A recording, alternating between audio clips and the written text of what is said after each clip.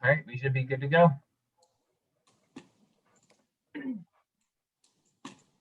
All right, good evening, everybody. Welcome to our first Power Hour of 2021. My name is Lindsay Hardy. I'm the Program Director of the Energy Challenge. My pronouns are she and her. I'm joined here today by my colleague Neil Bonsgard, who you'll get to meet and engage with during the question and answer portion of this discussion after our presentations. This evening, we're going to be talking about community solar, how it creates an opportunity for more households to benefit from solar energy, and how you can get signed up right now to participate in a program.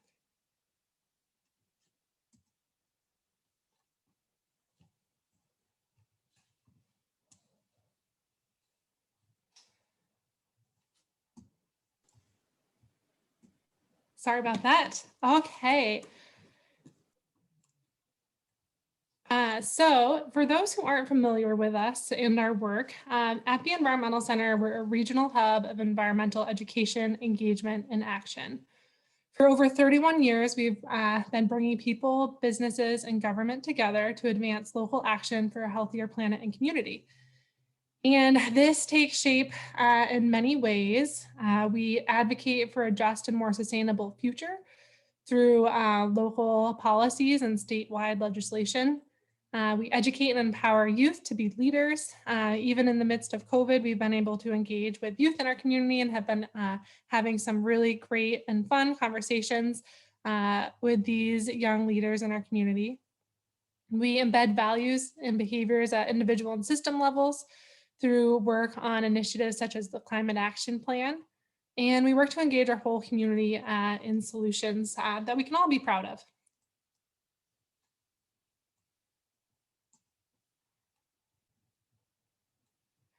Before we begin our discussion today, I want to take a moment to acknowledge the land that we are on here in Central Oregon. Our team is in the process of engaging local Indigenous community members to ensure that this statement respectfully and accurately represents their lives, realities, and experiences. So this is a work in progress. And we look forward to learning more and adjusting this land acknowledgement as needed as we move forward. So in Bend, Oregon, we are on the traditional territory of the Northern Paiute, the Wascow, and the Warm Springs tribes, which now comprise the Confederated Tribes of Warm Springs. Acknowledging territory shows respect for Indigenous peoples who call the land home before the arrival of settlers, and in many cases still call it home. It's important to recognize that we are simply guests on this land. Additionally, it's imperative to note that we can't talk about energy without naming the impacts of resource extraction and energy production on Indigenous land. And to this day, access to energy is a privilege, and even having reliable or any access to electricity in homes is a privilege that is not shared by all households in this country.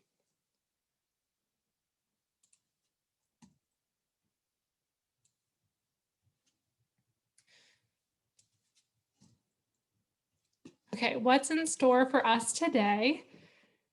We are going to cover what community solar is and how you can get involved. We'll look at the income qualified program of the program and how much more you can save on your electricity bill. This is a really exciting opportunity that was built into the legislation to make sure that everybody in Oregon, especially those who have been historically underserved by clean renewable energy, can be part of this project and receive benefits on their utility bills that will bring real savings to those households. Throughout the presentation, you'll be able to chat your questions to us on the chat feature in Zoom, and you can send your questions to us in English or Spanish. I should note, and I didn't say this earlier, you may have noticed down at the bottom of the screen, there's the option to click on interpretation and participate in this meeting with Spanish interpretation. If you have any questions about that, you can also chat those in the chat and we'll get back to you. So today we're going to be joined by Carly Sellers from Oregon Shines. She helps manage participants in some of the community solar projects that are coming online throughout Oregon. And then we'll also hear from Sherry Vilmark from Community Energy Project, who is a low income facilitator for the community solar program. All right, so without further ado, I'm going to pass it off to Carly. This team here is really the experts when it comes to all things community solar. So I'm going to let them take it away. Great, thank you, Lindsay. Hi, everyone. My name is Carly Sellers. Like Lindsay said, I'm a program manager for Oregon Shines, which is a subscriber acquisition and management company here in Oregon, working to connect utility customers to community solar projects through the Oregon Community Solar Program. So I'm going to share my screen here with you guys so you can see my presentation. And if I could just, somebody give me a thumbs up that you can see my screen. Okay, cool. Yeah, looks good. Awesome. All right, so yeah, today I just kind of wanted to give you guys an overview of what community solar is, what the community solar program is here in Oregon, what Oregon Shines does and how we fit into the program, and how you can participate and get involved with the program, and what that participation and benefits looks like. So to get started, the first thing I would like to go over is what exactly is community solar. Community solar is a new concept here in Oregon. So you may have heard of it before, but maybe you haven't. So I like to start with just a very high level overview of how it works. So basically there are offsite solar systems called community solar projects.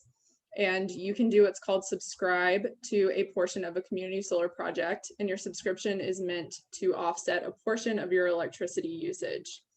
The solar electricity produced from the community solar project goes to your utilities grid, and then you receive what's called a bill credit on your utility bill each month for electricity produced by your subscription. So this is very high level, and we'll get into the details of how this works in a few slides, but basically it's just a really simple way to offset your electricity usage, get access to solar without actually having to install anything on your property, and you also save a little bit of money in the process, which is always a plus. So the Oregon Community Solar Program itself was established back in 2016 through Senate Bill 1547. And that bill essentially eliminates coal from Oregon's energy mix and created the Oregon Community Solar Program. So the program was in the rulemaking and legislative process for about 4 years, and it officially launched in January of last year.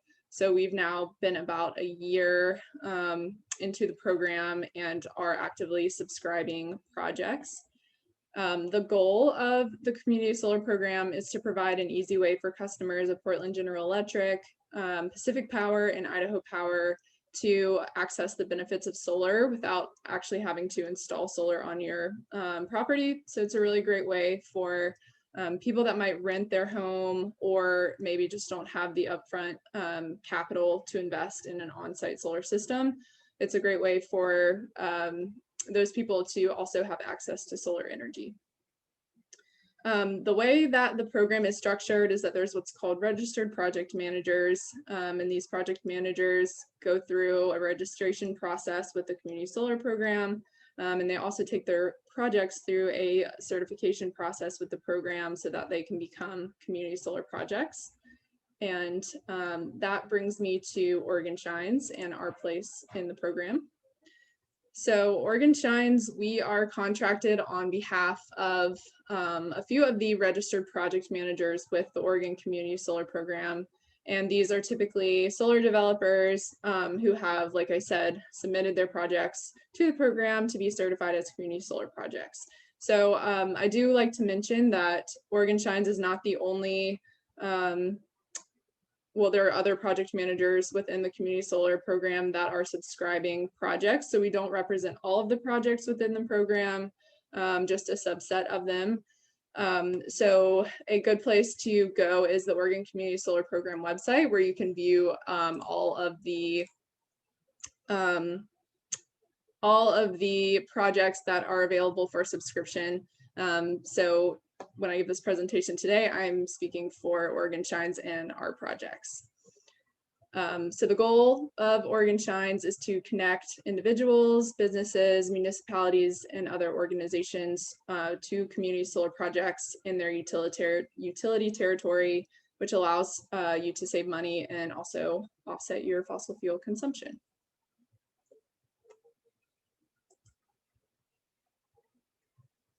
Oregon Shines currently represents about 7 projects in PGE territory and 3 projects in Pacific Power territory.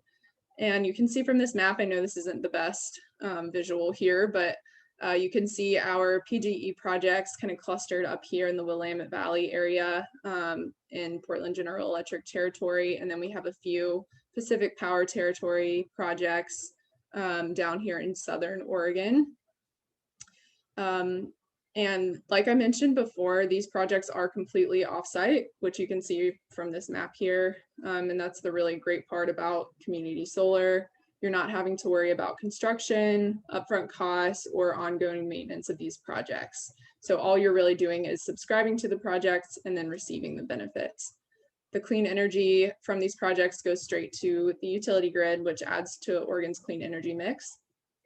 And you are eligible to participate in this program if you're a ratepayer within a participating utility, which again are PGE, Portland General Electric, Pacific Power, and Idaho Power, and you must subscribe to a community solar project in your utility territory. So I would assume most people on this call are in Pacific Power territory, so you would need to subscribe to a community solar project in Pacific Power territory.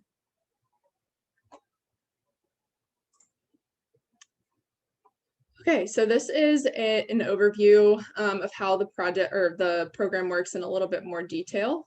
So the first step is that you'll subscribe to a portion of a project.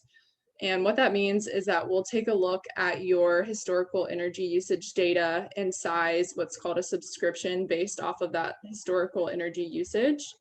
And what Oregon Shines does, our method for subscribing, we typically offset around 80% of your annual usage. And that's just to give you a little bit of wiggle room in case in later years you use less electricity than you have in the past. So we give that little 20% buffer there. So it's technically about 80% of your usage will be offset.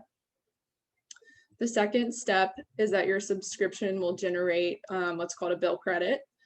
So your subscription will generate a certain number of kilowatt hours monthly, and those kilowatt hours will be multiplied by a legislatively set bill credit rate for your utility.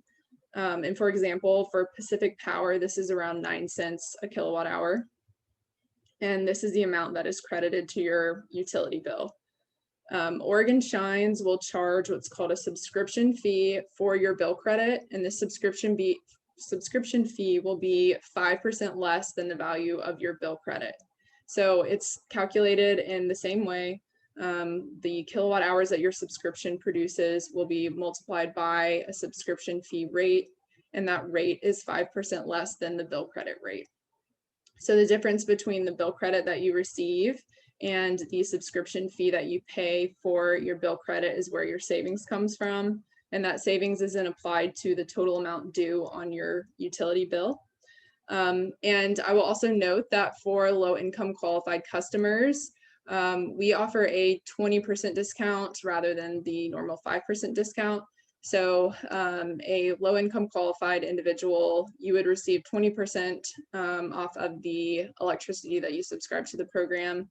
And Sherry, who will be presenting after me, she can go into a little more detail about the process for becoming low income qualified for this program.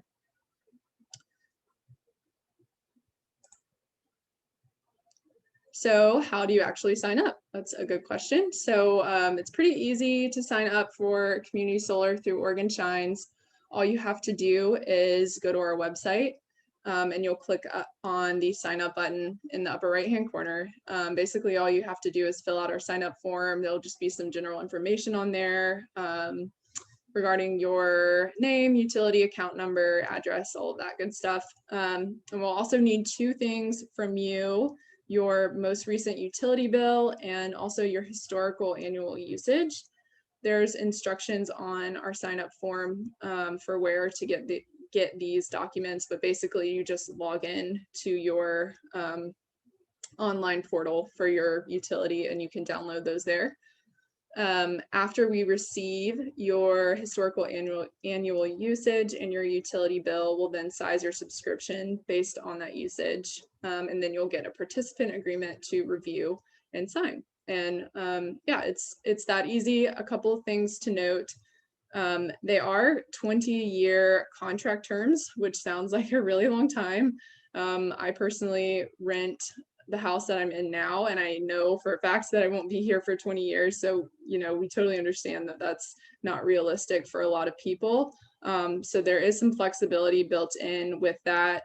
You can terminate your contract at any time if you should need to.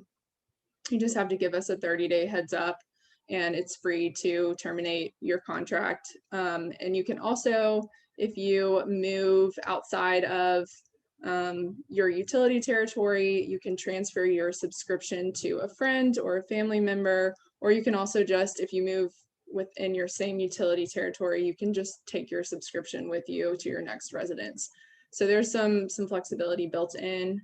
And I will mention for low income qualified customers, they do not pay any fees. So there's no fee to terminate for a low income qualified customer. So just to recap some of the benefits of participating and why you should consider community solar is that you are supporting local green energy. So all these community solar projects are new solar projects that are being brought onto the grid. So that's new solar electricity that's being added to Oregon's clean energy mix. You're also saving a little bit of money on your utility spend. Like I mentioned, it's the 5% on the amount that you've subscribed to the program for non-low income customers. And then for low income qualified customers, it's a 20% discount on the electricity that you subscribe to the program. And then you're also supporting our low income community here in Oregon by participating. And that is Sherry's expertise. So I will let her get into the details of that part of the program because it is a really amazing part of this program and a really good reason why you should participate. So yeah, that's basically my presentation and very general overview of community solar and how you can sign up. And I'm sure you guys have some questions. And I think we probably leave the questions till the end. But yeah, thank you very much.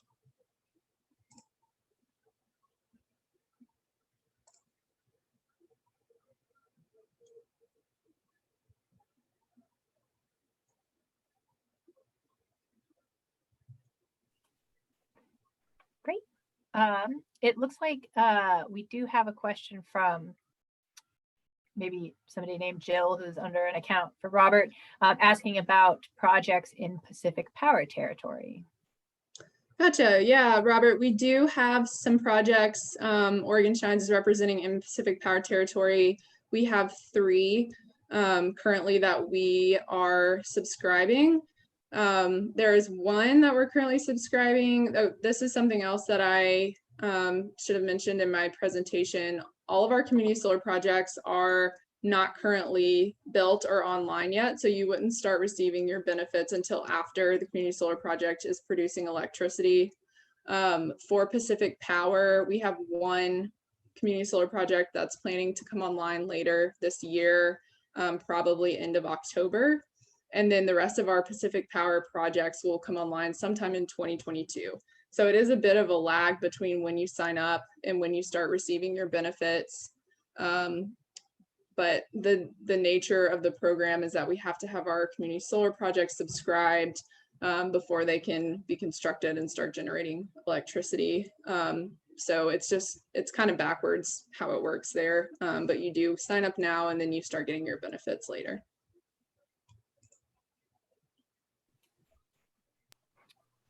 Thanks, Carly. Sherry, I think you're up next if you want to get your presentation ready, and you should be able to share your screen. Perfect.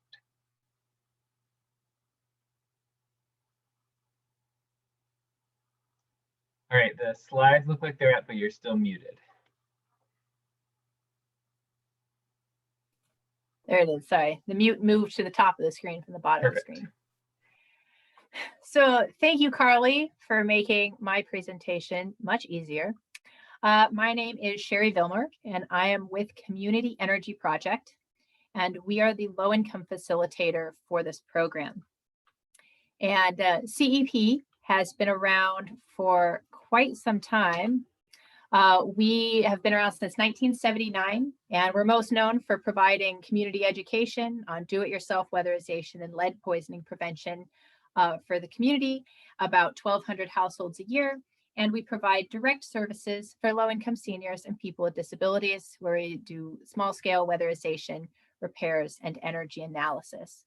So we were brought to the table as the low-income facilitator for the program. And as Carly started to describe, the Community Solar Program has a lot of different players. So it's overseen by the Public Utility Commission. And underneath of that is what's called the Program Administration Team. So there's 3 agencies. There's Energy Solutions, which looks at everything from how does the utility bills interact with the solar arrays, for example. Energy Trust of Oregon is there to make sure that the customers are protected and treated well and can have their questions answered, and that these solar arrays actually exist, for example. It's just to lend legitimacy to the program. And then Community Energy Project is the low income facilitator. And our role is really about designing a product that is desirable to low income communities and actually accessible. And then the project managers are the ones that actually build the arrays and actually provide opportunities for people to sign up. So we all work together in a large team to make renewable energy accessible to new groups of people. And I wanted to just highlight a little bit about the fact that equity is something that the focus for this program written in the rules is about low income equity, and it is really important. And I wanted to touch on a couple of reasons why. And I would say that I have found inside of like reconnecting with environmentalist groups, there are a lot of misconceptions. One of the biggest misconceptions I find is that lack of access to something does not equal lack of interest. Those are 2 completely different things. And I've heard things about, oh, low-income people are too in crisis to care about the environment. That's why they're not, I don't know, buying a Tesla.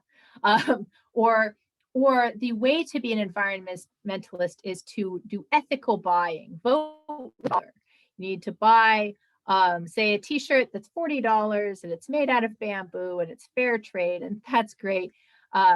But people who say go to thrift stores or Goodwill to buy their clothes are not environmentalists.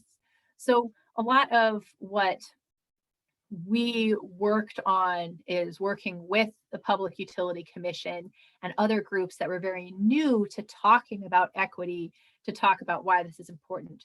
And I think one of the biggest misconceptions out there is that equity is this distraction, which I get. I've heard people, the ice caps are melting, polar bears are starving, we can't become too perfect, we need to take action now.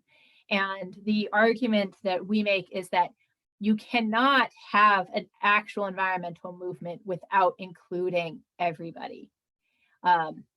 If you think about it as we're on a ship and we're heading towards a landmass and it's going to be a disaster, you can't have a little rudder trying to move the ship made up of just middle and upper income people who are college educated and listen to NPR and ride their bike to work and drink from a jar every day and they're vegan and et cetera, et cetera, et cetera. That's too small of a population.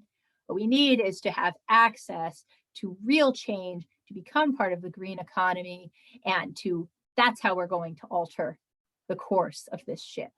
So we were very excited to be a part of Community Solar because there is a low income aspect.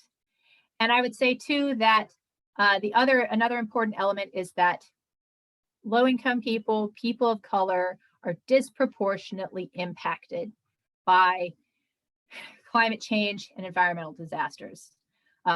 We were talking to a group of people about why is climate change important to you? Essentially, people that had been in trouble with the law at different points. They were in a construction apprenticeship group, and one person said where he was from, he had lost 4 members to cancer. This guy was like 23. He said he didn't realize until he moved here that people don't die all the time. And he knows it comes from the coal and what it does to air and water. So these are people who are on those front lines of the actual impacts of business as usual, which needs to change, right? So what we have here is an opportunity for that change. What Carly mentioned, right? The timelines of these solar arrays are built out because you're actually a part of creating the solar panels. These arrays wouldn't exist except for your signing up for them, which is a pretty exciting element. So inside of the law that allowed community solar, Senate Bill 1547, it says that 10% of energy produced needs to be made available for low-income customers. And we had to decide what all that meant. How do you even define low income? What does it mean to have benefits from the program? And we know that rooftop solar is great, but it's not very accessible. You have these big financial costs, a lot of upfront costs, or you have to have good credit. There's ongoing maintenance. You pretty much have to be a homeowner, and you can't take your solar panels with you. They're too big and too heavy. And the condition of the roof you have to have a roof in good repair. You have to have an electrical system in good repair and the right sun exposure. And many of these things is harder for folks that are lower income. And community solar breaks those barriers. There are if you're low income, there are no upfront costs. There are no termination fees. You don't have to pay for maintenance. The panels are off site. They're not literally at your home. So you can take them with you as you move. And low income people move around a lot more than middle and upper income people do. And these shared sites create this increased accessibility. And it's open to anyone regardless of your housing situation. You can live in an apartment or a condo or a mobile home. It doesn't matter.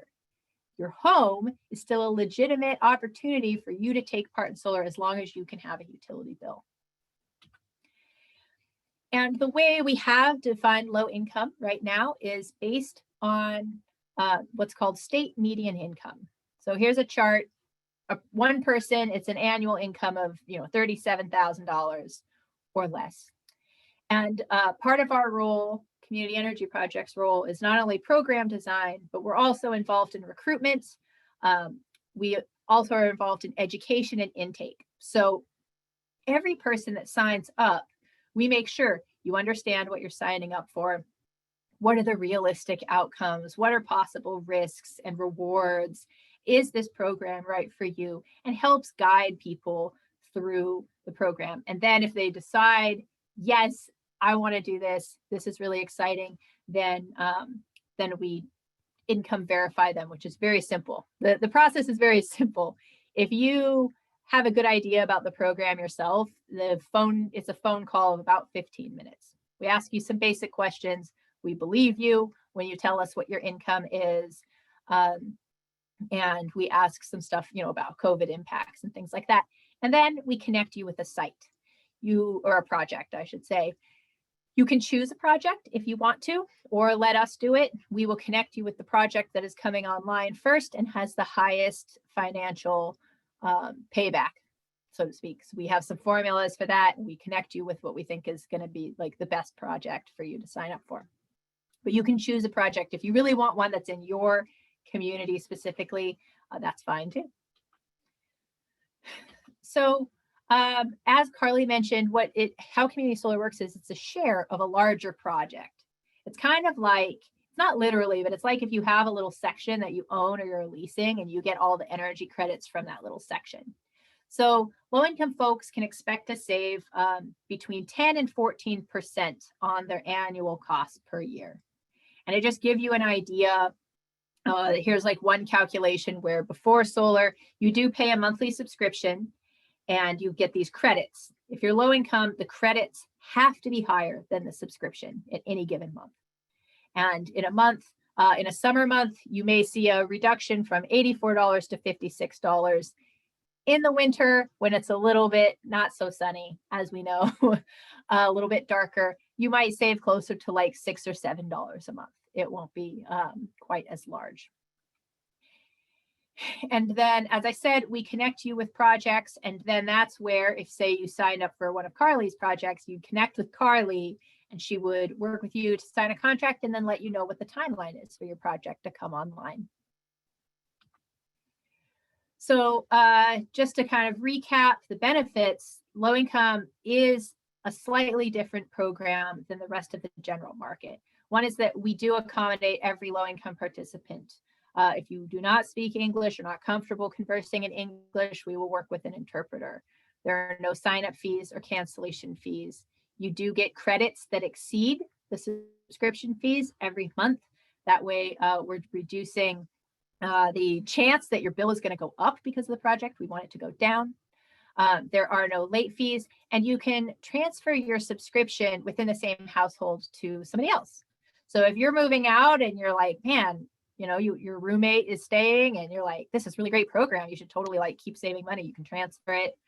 Or we really wanted to, you know, note multi-generational households, you can move the subscription to that person if you want to. Or if you're going to stay inside the same utility territory, you can take your subscription with you and it will follow you around. So that is it for my presentation.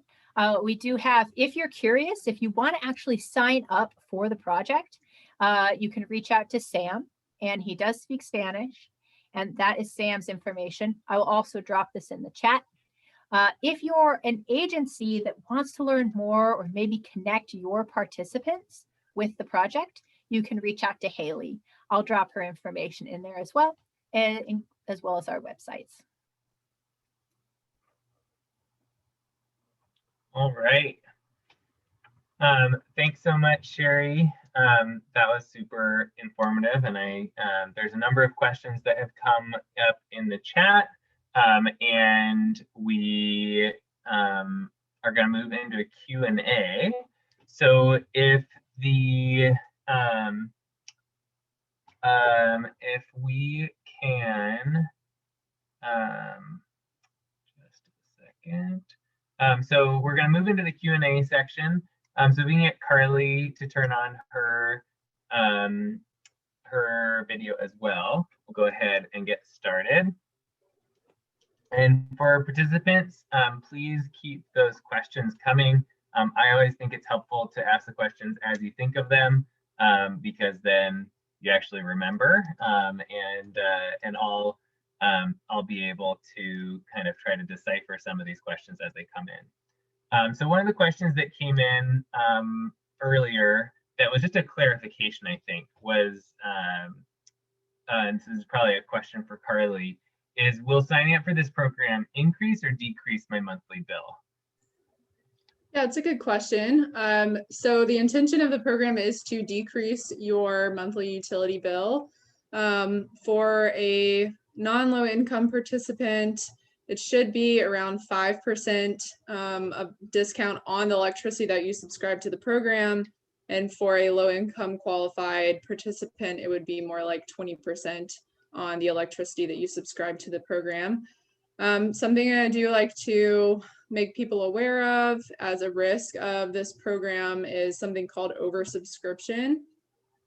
So if you are subscribed to more electricity annually than you actually consume, there is a chance at the end of the year that you would have to pay the utility back for the credits that you, for the kilowatt hours that you were credited for, but you did not consume, which makes sense because the utility isn't going to give you a credit for kilowatt hours that you didn't actually use.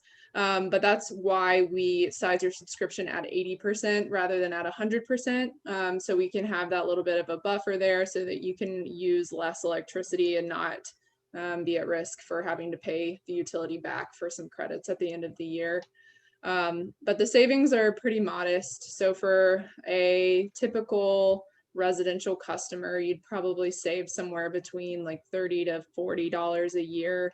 So it's not a ton, but you're still saving a little bit of money. And then that's a little bit larger for low income qualified participants. They might save anywhere from probably $50 to $150 a year. So yeah, hopefully that. part of the range, why we can't tell you an exact savings, is it depends on your subscription size. If you are looking at, say, winter bills that are at $300 or $400 a month normally, your subscription is much larger, and so your savings is going to be larger because it's a percentage, right? And you have these base fees on your electric bills that, you know, even if you go off the grid almost and 100% of your power is, you're still paying these certain fees. And so the percentage of those fees gets smaller as your subscription grows.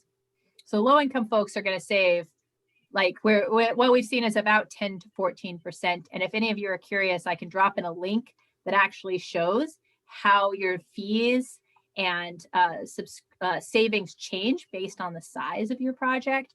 It's just a little chart I'll drop in the chat. And I guess to compare it to something like, say, Blue Sky program, which is a question we get a lot. Blue Sky is you're kind of donating, right? You're paying, because I'm part of it. So I'm paying this extra fee every month in order to create new renewable energy. This one would be, you are a part of renewable energy. You're part of a solar project, and you're getting discounts on your bills as a result. And I would say Blue Sky can actually come around and help community solar projects by funding it when low-income people are largely the recipient. So it all works together really beautifully. So another question just on kind of the base level. I know, Sherry, you mentioned that there's no sign-up fees or registration costs for the low-income side.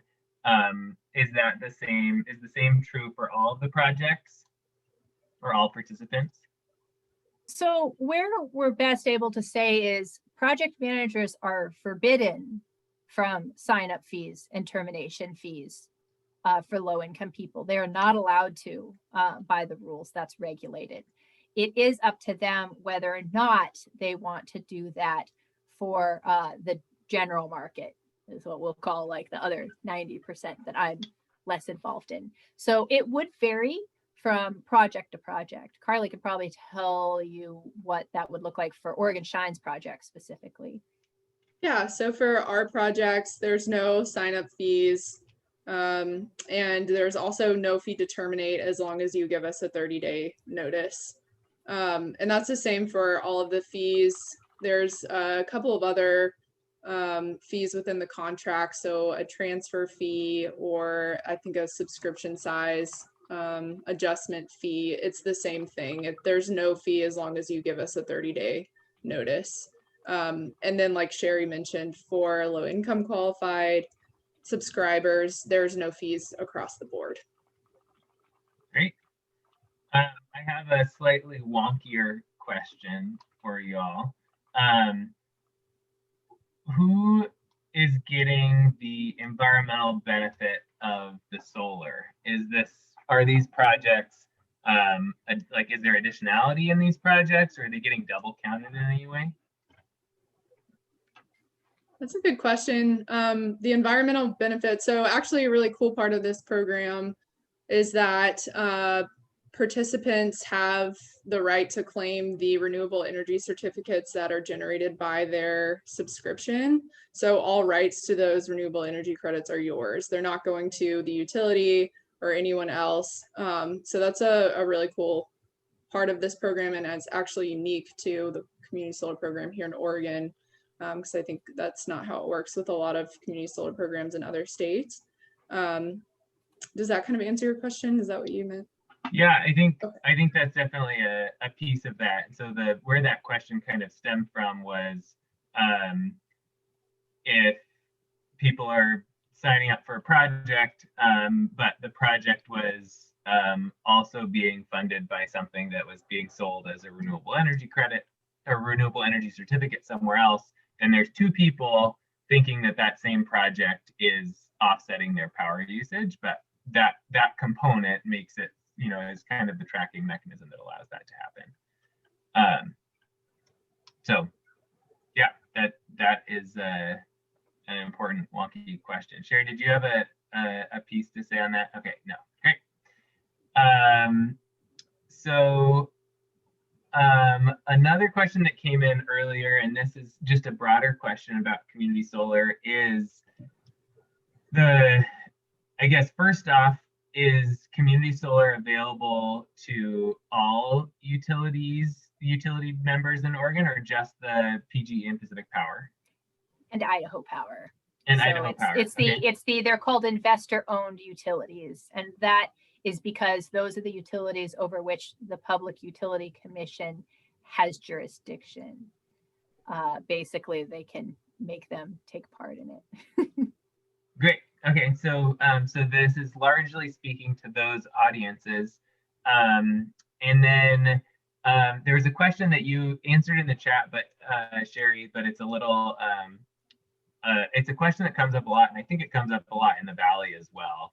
Is why don't more of these projects exist in sunnier areas?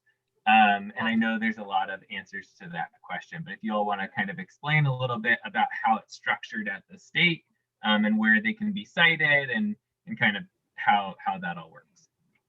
So I'll kind of start, and Carly will probably be able to fill in a little bit more. So written in the rules is you have to, if you're a Pacific Power customer, the solar array has to exist inside of the Pacific Power grid, so to speak, inside of their territory. It has to physically be there. And that is inflexible. There's a lot of like weird wonky reasons as to why. So there's that element. There's also, so this can't help in Pacific Power, because you can be in Astoria, the cloudiest, darkest part of the state, and be signed on to a Pacific Power project that's in sunny Central or Eastern Oregon. So sometimes that's one of the perks to community solar. I do also know that there was a farmland bill that was passed that said solar cannot be built on certain soil types in a lot of farmland areas. So a lot of rural Oregon applies to that, and I know that takes part. So what you're looking at is the PGE slots, like kind of spaces, filled up first. So they're a little bit ahead of Pacific Power as far as like capacity is concerned. So you'll start to see a lot more projects coming up in Pacific Power in sunnier parts of the state. And then an additional question, I think the majority of the folks on this call, well, Central Oregon is served by a number of co-ops and Pacific Power, but not PGE. So for that first Pacific Power project that Oregon Shines is helping enroll, do you want to share a little bit of information, just kind of using that as a test case or an example of what that process looks like, and from your end, and then I can also share from my end because I've already enrolled as well. Sure. So you mean the actual development process of the project, or yeah, the like process what would the project look like? Where is it? I think we all saw the map kind of briefly, but just kind of explain that as the Gotcha. more specific example for the folks on the call. Yeah, no problem. So the 3 Pacific Power projects that we have right now, so we actually only have Linkville listed on our website because the other 2 are not expected to come online until 2022, which is quite a ways down the road. So we haven't started marketing those yet, but technically we can start subscribing those. But Linkville is in very southern Oregon, down near Klamath Falls. So like Sherry mentioned, the Pacific Power projects are definitely going to be in much sunnier areas of Oregon, which means they will probably produce a lot more, not a lot more, but more electricity than the community solar projects in the Willamette Valley, which is more like PGE territory.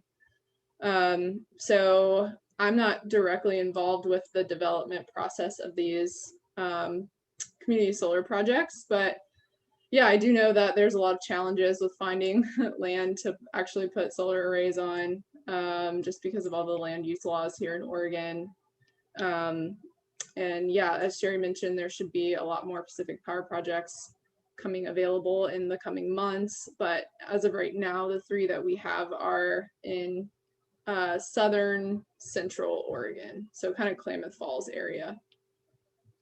That's great. And I know if Lindsay wants to hop on and share, I'm not sure if she's available, but there has been some efforts to try to get some Central Oregon projects on the list of projects. And I know there's a number of factors in there, including just Central Oregon has some transmission constraints.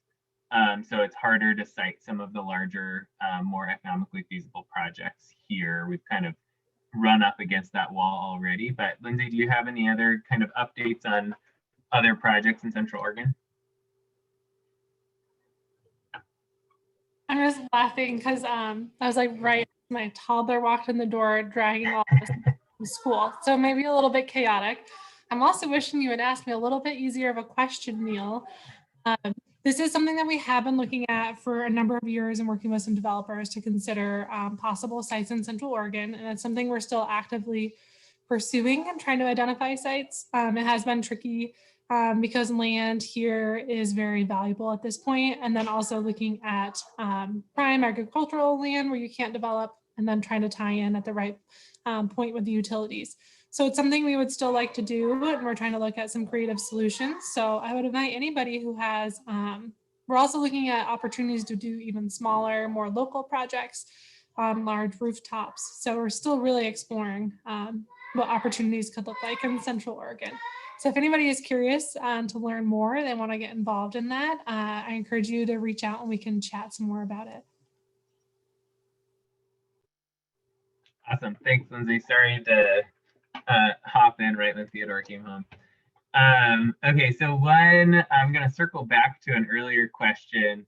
For the low to moderate income piece of the enrollment, I have a couple questions there. One is, can you explain a little bit about what the difference is in the percentage saving estimate? So is that different projects offering different rates, or is that an estimate based on your enrolling only 80% of your power, but you're trying to get an estimate of your savings over the whole bill? Are you asking why would it be different low income subscriber to low income subscriber, or why is it different low income subscriber versus a general market subscriber? Thanks for clarifying it. The question was, the numbers that you were saying about savings was between 10 and 14%. And Carly was saying 20%, but I was curious if that was kind of where those, I'm assuming the math is pretty clear, but I was just curious where those came from. So part of where people get kind of confused is between a general market person. So say, Neil, you're a general market person and I'm low income. I get a 20% discount off the subscription rate as a low income person. That is different than 20% bill savings. Right. It's kind of like I have a 20% off coupon, but it doesn't mean I save 20 bucks, right? Yeah. So, and then the variation, why I have to say like 10 to 14% is I just dropped a link in the chat on our somewhat slow website. I apologize. But if you click on that and scroll down to the second page, you can see how the size of your subscription matters a great deal. If you had a 1.11 kilowatt subscription, you're going to save about 10%. If you have a very large subscription, like an 8 kilowatt subscription, you're going to save 14.5%.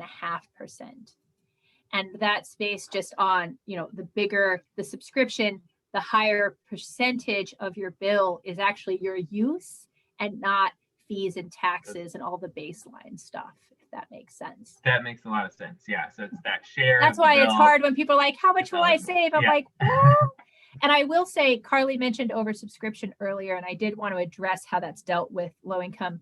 So the rules say that low income people's bills cannot go up, cannot increase because of the project. If a low income person is accidentally oversubscribed, so that means April comes around and you actually owe money. What would happen would be that low income folks, they would just stop receiving the bill discounts until that kind of debt is paid, and we would adjust the subscription size. So if a low income person is oversubscribed, the worst case scenario is their discounts disappear for a while until the oversubscription is paid down. So I wanted to throw that in there, that safety net is in there for low income folks. That's great. on the low income side, the chart that you had was based on household size. Can you explain a little bit about how households are determined? I know this comes up a lot in program design when you live with roommates or cohabitants. So just how that works for how you determine a household. So yeah, how we determine a household, we actually leave to be a little bit flexible to the participant. So it's like, because you can have roommates and cohabitants where everybody shares all their income and they share all their food and their communal living style. And if they consider that their household, then it is. Or some people have children or grandchildren who live with them part-time. And we just allow the participant to define it how they will. The verification, that income verification process is based on, it's a conversation where if people are like, this is where I'm at, this is my income, then that's your income. This is my household size. I have an aging parent that lives with me some of the year or whatever their situation is, but I'm paying for them. They are part of my household. Then we count that. So it's very flexible is the answer. That's great. I was working similarly with the electric vehicle low to moderate income incentive, and we had the same problem of trying to fit a rigid definition on a very non-rigid set of living opportunities, and it was unnecessarily excluding a lot of people. So I'm glad that that's flexible. Yes.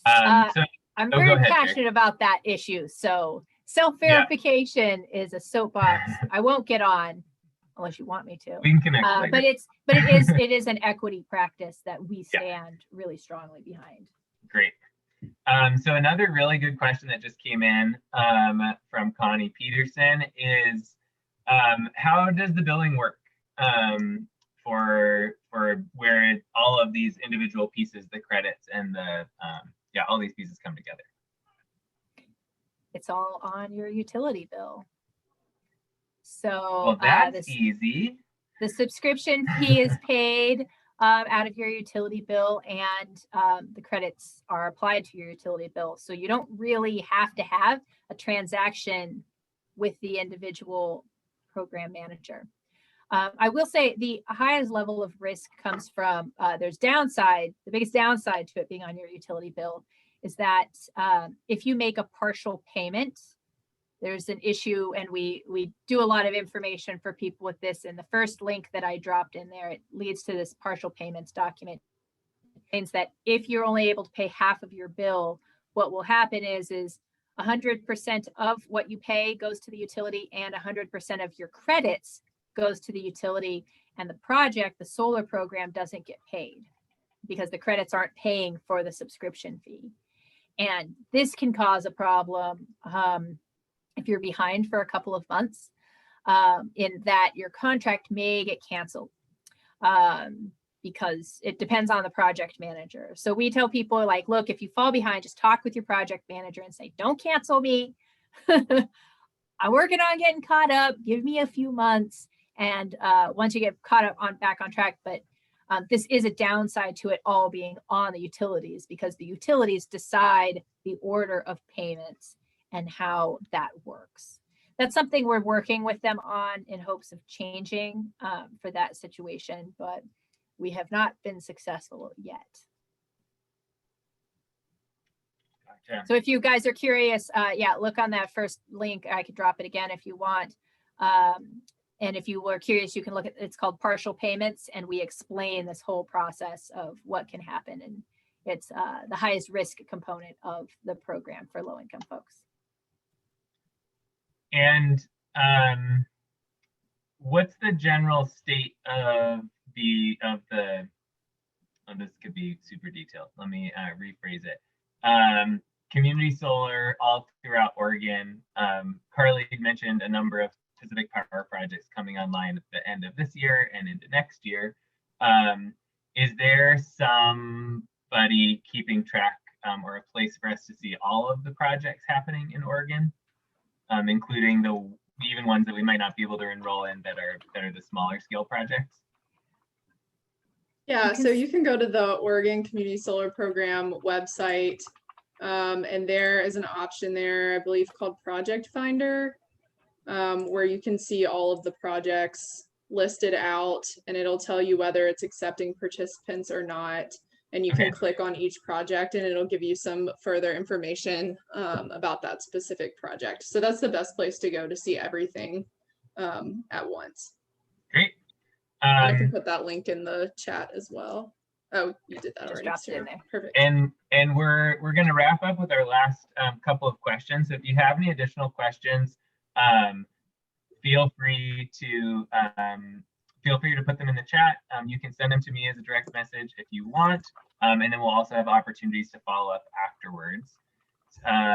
So another question that came up was if you have really low electric bills in the summer and high electric bills in the winter, how does that match with the solar subscription? Is it going to shift when you're having to pay, or is it based on your annual energy usage?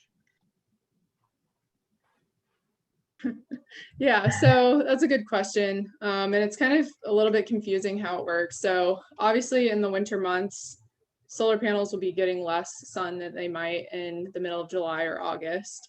So in the winter months, your bill credit is going to be less than it would be in, say, July or August. But your bill credit is determined by the number of kilowatt hours that your subscription produces in any given month, and your subscription fee is also determined by the number of kilowatt hours your subscription produces. So you'll just see less bill credits, less subscription fee in the winter months, and then in the summer months when your project is kind of getting the maximum amount of sun that it will for the year, you'll see that bill credit be a lot higher than you did in the winter. And if there was a month where your subscription produces more kilowatt hours than you consume that month, so let's say like in July, you consume 200 kilowatt hours, but your subscription produces 300 kilowatt hours, it'll roll over to the next month. So kind of the idea is that it'll even out throughout the entirety of the 12-month period for the year. So when you look at least for our contracts that we send out, we kind of send out a 20-year schedule of estimated production from your subscription and estimated savings. That's going to be spread out throughout the entire 12-month period, but it's not necessarily going to be the same every single month. So it really just depends on how much sun the solar array gets. And that's, yeah, directly proportionate to the bill credit and subscription fee that you'll see. Great. And I think just a general message for the folks that are still with us, since we're coming up on time, is that this is new for Oregon, but it's not new in general. Community solar has been around for a really long time. And it's providing opportunities for solar that for folks that don't have that opportunity already for a number of different reasons, including myself, who lives I love the ponderosa trees around my house, but it makes my house really super shady. And so we encourage everybody to take a look at these options, and feel free to follow up with either of our speakers. If you have questions, you can also always follow up with these types of questions with Lindsay or myself at the Environmental Center. We're going to be following up after this presentation with an email, and we'll include the links that were dropped in the chat earlier on. We'll include contact info, and we'll also include the recordings of this presentation, both in English and the Spanish translation, which we want to thank Elizabeth, who has been our translator, furiously translating our uncomfortably fast talking throughout the whole time. So thank you so much for that. So yeah, feel free to follow up with any questions, and thank you all for joining us this evening. We'll follow up with you later, probably next week, before we get everything all together. So thank you all so much. Thank you.